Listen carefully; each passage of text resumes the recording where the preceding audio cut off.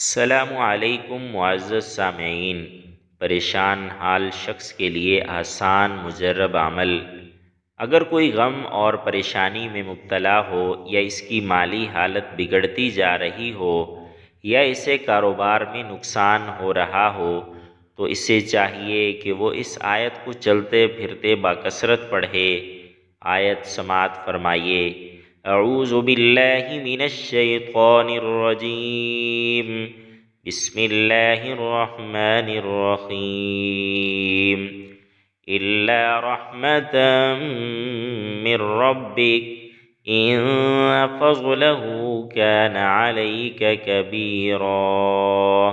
سورہ بنی اسرائیل کی آیت نمبر 87 ہے۔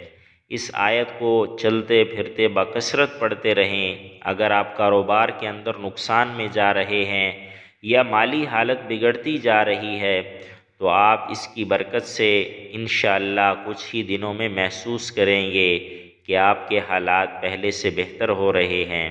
اللہ تعالی ہمیں اس قرآن پر عمل کی، قرآن پر یقین کی توفیق عطا فرمائے۔